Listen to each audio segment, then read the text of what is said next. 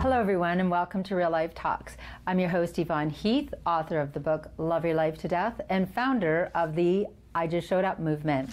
So joining me today is Sears. Hello Sean. Hi. I am so excited that you're here and that you're doing everything that you're doing, because I guess being a police officer is not busy enough. You also have a new role. Yeah. Yes, because that's not busy enough. Yes, I'm sure. So we're here to talk about Barrie's Glowing Hearts Community Give and Get Center. So welcome. Thank you. Thank you for having me. Yeah, so tell me about your journey, because of course, this all started with a vision with the lovely, amazing Frank Nelson, who I loved, you loved, and tell me about your journey, how you met with Frank and what it led to. Yeah, well, I originally met Frank, a little over 3 years ago, I guess, during his Paint It Back initiative, his first bucket list that he started. And it started off by me going to some of his fundraisers, and we started talking and quickly became friends. And over time, when he decided he wanted to open up these centers, he asked me if I'd be a board member, and of course I said yes. You can't say no to Frank. Can't say no to Frank. No. And so I said yes, and we got the ball moving, and in January 7th, I believe, of 2017, we opened up our current location. Frank had actually did a 6-month pilot project prior to that in 2016, which is what led to it. And it being so successful, he wanted to make it a permanent fixture in Barrie. Mm-hmm. So going back, so Frank Nelson, it was this wonderful businessman, and I believe it was 2010 he was diagnosed with cancer. Yes. 22 months later was told it was terminal, but he lived many years after that, and right? Yeah, so I believe it was 2013 he found out it was terminal, and he decided to create a bucket list. And, yes. And it started with that initial initiative, Paint It Back. He just had a passion for wanting to help other people. That became his goal in life. Mm-hmm. And he did that, over and over again. Amazingly. And yeah, so I did a blog with Frank in 2016, being a chemotherapy nurse and hearing of this man living with terminal colon cancer, who his passion was to help other people. He gave $1,000. One of his goals was giving $1,000 to 50 people, or to 50 families in need. Yes. And yeah, with that, he actually got up to 43 families. Oh, wow. Before his passing. But his daughter Cindy actually has decided to finish that bucket list. So how wonderful! So that's in the works right now, and we have awesome sponsors that are willing to jump in there and finish that for her. Amazing. And Frank told us stories like he would surprise people with grocery shopping sprees, and he bought mattresses for a family he heard where they were sleeping on the floor. Yeah. And he was just loving doing random acts of kindness and giving back, and did what he had to do with his chemo and everything else. Yeah. I to this day I don't know how he did it. I have no idea. He was definitely inspirational. I mean, I wouldn't be here, I don't think, if it wasn't for him. And unfortunately, his illness, it brought us together. But I mean, I don't think he would change that for the world. And what he was able to do afterwards. Yeah. So Community Give and Get. Tell us more about what that is. His vision and what he started. So basically, we're a non-profit registered charity. Non-profit. Money. Yes. And we essentially cater to low-income families, people, individuals, families.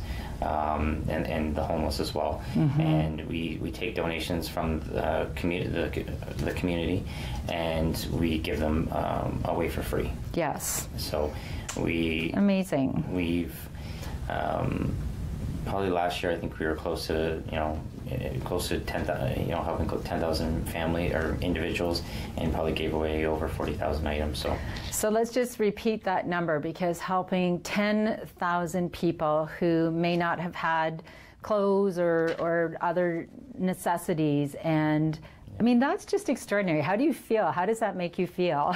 It feels good, especially when you're like, I try to go down there as often to the center and help out as much as possible. And when you're actually able to give somebody who's really needs something that changes their life, even as small as it might be, it's very rewarding. Absolutely. And I'm the first person to say random acts of kindness or paying things forward and giving people things is the most rewarding thing that you can do for yourself. And I will admit, I do a lot of these things. I don't even think it's because I'm a nice person. I think it just makes me feel so good. I agree. Right? And Frank, that was what Frank said too. He was just shaking, saying how great he felt being able to do this.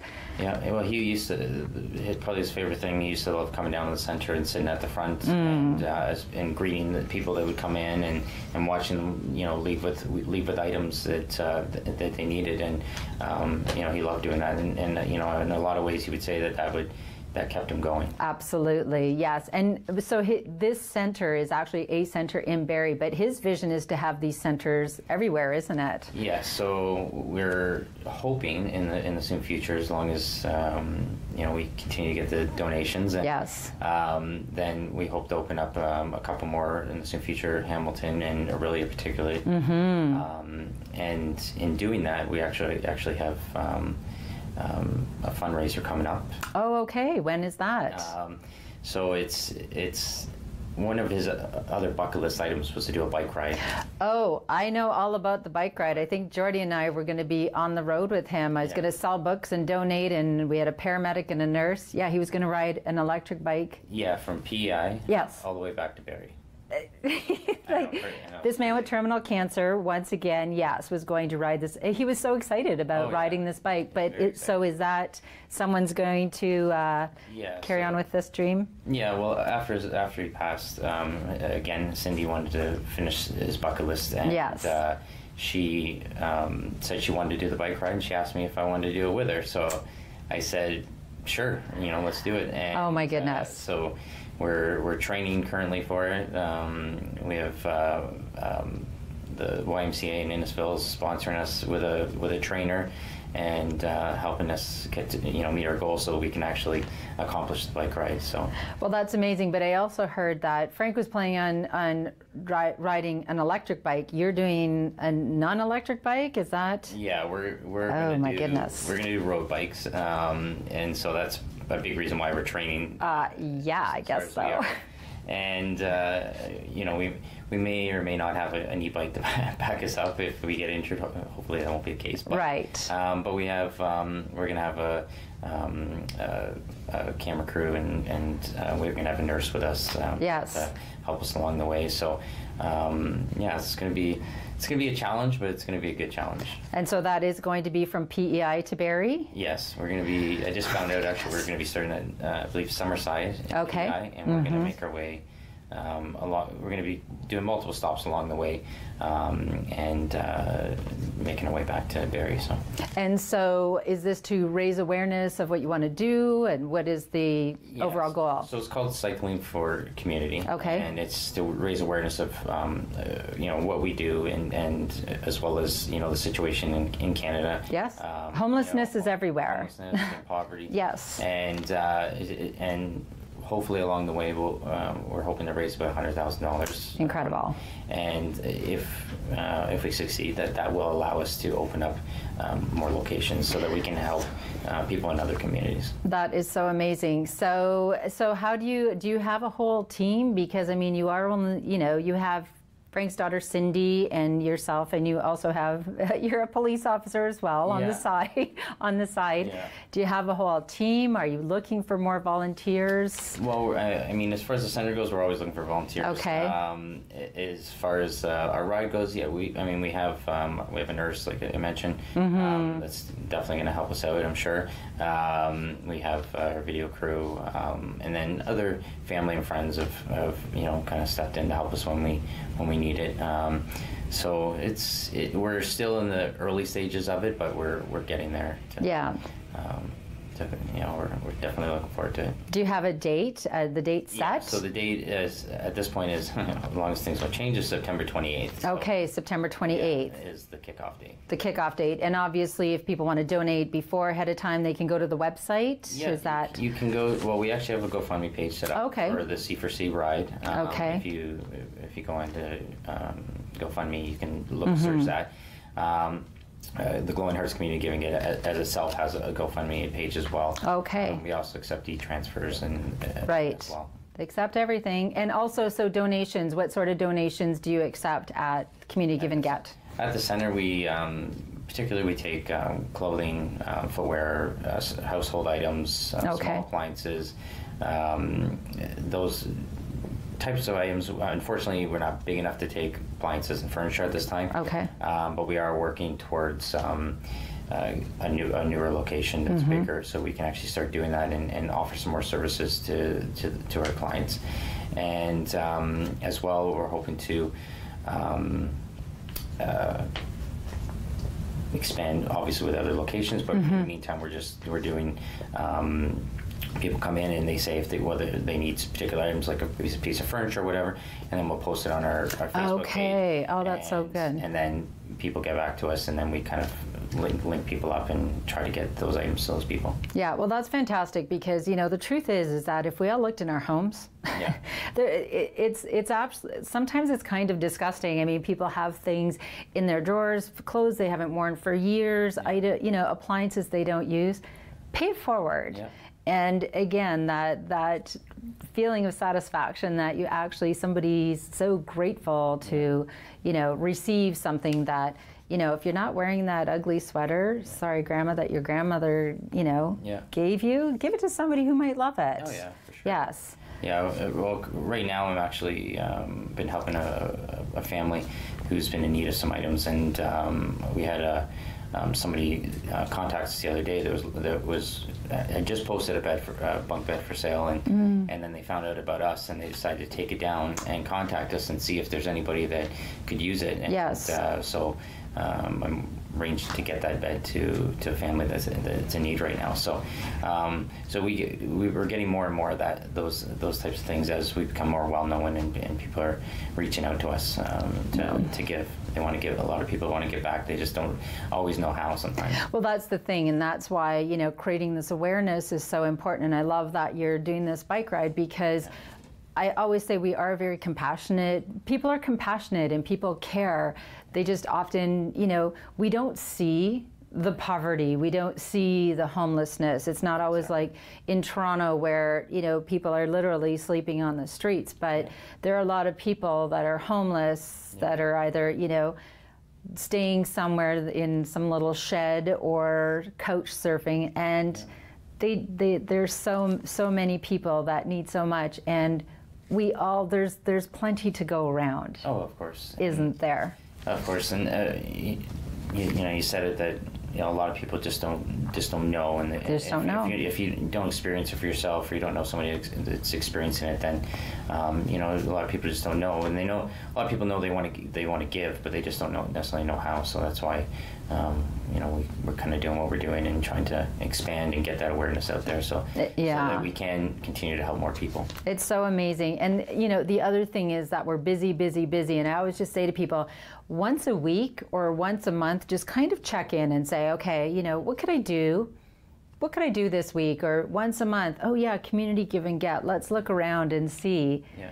Because it doesn't take, it doesn't have to cost anybody a lot of money. It doesn't have to take a lot of time, but even volunteering your time here and there whenever you can makes such a difference. Oh, it does make a huge difference. And, especially with us, we're strictly volunteer run. So, yes.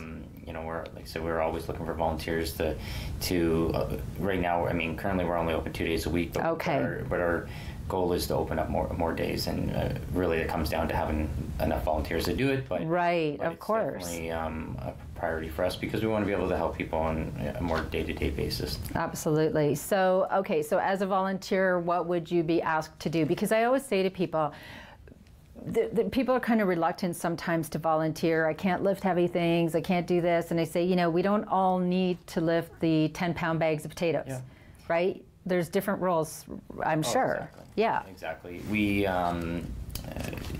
it could be anything from greeting individuals that come into the store. It could be just tidying up our shelves and racks of clothes and whatnot, just hanging stuff back up.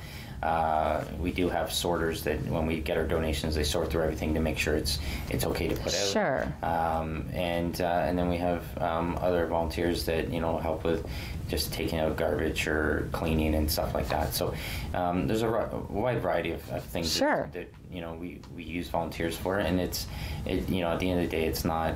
It's not. You don't have to make a commitment of 8 hours or whatever. Right. Even 1-2 hours here and there is a big help to us. Now, see, and that's again such an important message for people, because we all say, oh well, I don't have lots of time, so I'm not going to give any time. Yes. Say, well, if everybody gave 1 hour. Oh yeah. 1 hour a week, 1 hour a month, even whatever. If everybody did that, you could be open 5 days a week. Exactly.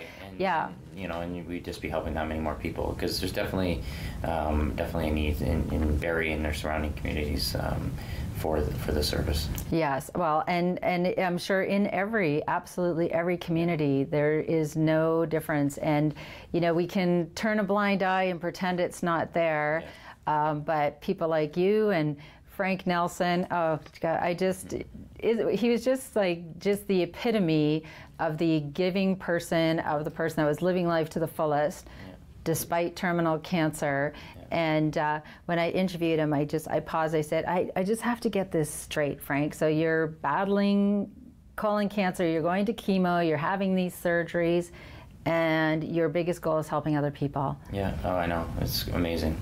He was amazing, yeah. He was amazing, and I think that's also very telling, and a message I like to share with people. When you are grieving or having a hard time, greatest thing you can do is go do something nice for someone else. Oh, yeah. Yeah. Right? Totally, it changes your day. It changes their day, it changes your day. Yeah, oh yeah, for sure. It's, to me, there's no better feeling than helping somebody else. Exactly. It's a big reason why I do what I do, both in my job and then why I do what I do with the center now, because, it uplifts me, but it also uplifts other people as well. Yeah, no, there is nothing more rewarding than, again, if you're having a hard time, or anytime you say, go do something nice for someone else, and just seeing that you've made a difference in someone's life. Oh yeah. And it doesn't have to cost a lot. It doesn't have to cost anything. It doesn't have to. You don't have to commit to a lot of your time. And I would love to see community give and get in every community. I'm certainly going to be watching, being a part of this bike ride. So what kind of training are you doing to get ready for this? Well, we have a personal trainer who's committed, trying to get us to do it at least 5 days a week right now. So with various high-intensity training exercises and biking. Obviously, now that the weather's getting better, we're going to get ourselves some actual bikes and start training on the bikes that we're going to be using. So I'm looking forward to that, and hopefully the weather cooperates and actually becomes nice. Yes. Yes. But so it's going to be a lot of biking, obviously, and but I'm looking forward to it. Yes. And does she live in Barrie? Cindy lives in Barrie as well. Yeah. Okay. And, so we're both training together, and it's been good. Yeah, that is just absolutely such a fun story, and the fact that you're doing this, and Frank's legacy lives on, and it will live on in Community Give and Get, and there's a Facebook page as well, isn't there? And people share stories, and you're really making a difference for so many people. Oh yeah. It's absolutely incredible. Yeah, I mean, we'd love for more people to check us out on Facebook and like us and share. Yes. And share. Like and share Community Give and Get on Facebook. It's actually under Glowing Hearts Community Give and Get. If you look that up or Google it, and you can find all what we're doing and what we're up to, and where we're located. Mm-hmm. So where are you located? Right now we're located at 110 Dunlop Street West, Unit 102, and it's just off of Toronto Street and Dunlop Street. Okay, yes. And are there any stories that sort of stand out for you since you've been involved in this? Well, the one just lately with this family that reached out and was looking, they were expecting a baby in actually any day. It might be even today. Oh, okay. And so they reached out and they were looking for certain items because they just didn't have anything. They didn't have a crib. They didn't have Oh my goodness. nothing to get them started. And when I found out about it, I put a post out and asking the members of our community if anybody have these items that they're looking to get rid of, and overwhelmingly people started responding and saying, I have this, so now I have a list of items that I can not only just give to this family, but then I can also spread it to other families that are looking for particular items. Wow. And I think that it's so important that if you are a family in need, there's no shame in asking for help, right? There's no shame in asking or reaching out and saying, I need this, because it could happen to any of us that, I mean, jobs are unstable and, the economy is unstable. It could happen. It isn't, that part of society or whatever. This could happen to anyone. And to be able to just say, you know what, I could use a little help right now. Wouldn't it be wonderful if we just, we create that village and we just help each other out and donate and give what we can when we can. Oh yeah. Well, without the members of the community being so giving, we wouldn't be able to exist. And fortunately, there are a lot of giving people out there, and we just want to keep that trend going and expand it. So. Yes, absolutely. And so do you have a lot of companies that are sponsors or? Yeah, we currently have a couple companies that are looking to sponsor us in various ways. We are looking for obviously more sponsors, particularly just we need sponsors to fund the ride itself, so that we can make it happen. And then on top of that, so we can raise the funds that we need to sustain our current facility, and, as well as open up new ones. Okay, so companies, did you hear that? Barrie, and you'd love to open in Aurelia and Hamilton, yes. Another one. Get involved. Another one is Sudbury is another location we're looking at. So. Oh, really? So. Oh, fantastic. It's all a matter of time, but it will happen. Yes, well, and it takes a village, and it takes many people and awareness, and again, that's what the ride is about, and that's why you're training, and I really can't believe you're not going for the electric bike. Why did that change? Who decided to ride real bikes? Well, we just decided that, Frank chose the e-bike at the time because of his illness and whatnot. Yes. But we figured fortunately we're not ill, so we figured, let's try to do it on a real bike.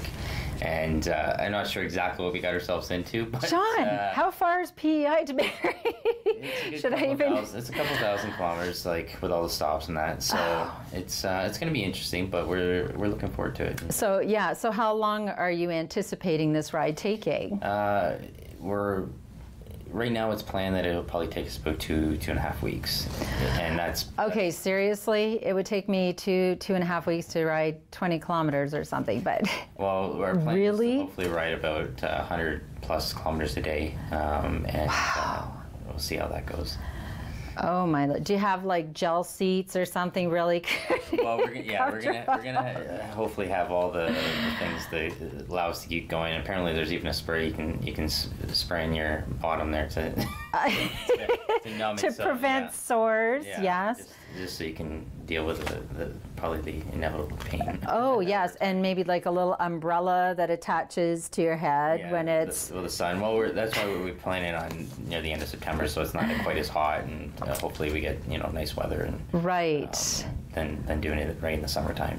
Yes, and maybe the mosquitoes and the black flies will have died down a little bit by then. Yes, well, they'll still be in Muskoka. They'll be right in our neighborhood. Actually, that's where it's their favorite place in the world. Survive, yeah.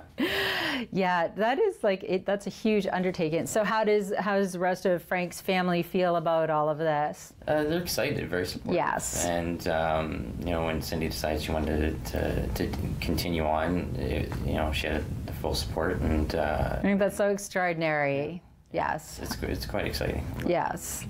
really looking forward to it. Yeah, absolutely. So you're going to have a camera crew. Did you say they're going to? Yeah, they're going to be with you the whole ride. Yeah, we're going to be with us the whole ride and recording. The media is going to be meeting us at various locations along the way so that we can promote it and hopefully get those sponsors and those donations coming in. Amazing. So we have Pay It Forward, and there's still 7 families, right, that you want to help with the $1,000 per family, and that was Frank's dream, to help 50 families. 50 families, yeah. And started with 1, but it just ballooned to 50, so it's quite amazing. So that's still going.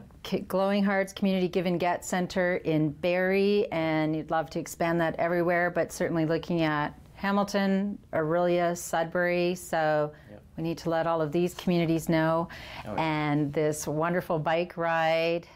I wouldn't be doing that. I'm like, maybe Jordy and I will go, and we'll be like the support crew. I'm a very good cheerer. Like, yes, do you want cheers along the way? I'm sure we can probably use a cheer too. Yeah, right? Like, go, no, don't stop. Yeah. I know it hurts. Keep going.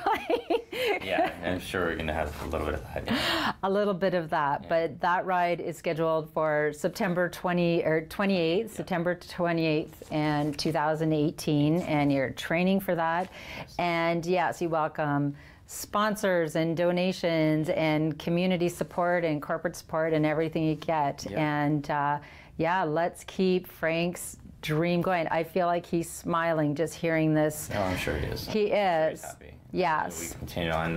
One of the big things when I met Frank was I promised him that when he asked me to be part of this board, that I would continue his legacy, and then hopefully it establishes even my legacy. Absolutely. Expand this organization. Yes, and I certainly thank you with all my heart for taking the reins. Thank you. We're going to hug it out after. Yeah. And appreciate everything you do, and you're doing community glowing, community give and get. Yes, Glowing Hearts, community give and get. Love it. Thank you so much. I know we're going to support you any way we can, so we'll talk after. Thanks so much. So thanks for joining us today. Real Life Talks is about learning how to show up for yourself and other people, and sometimes having hard conversations.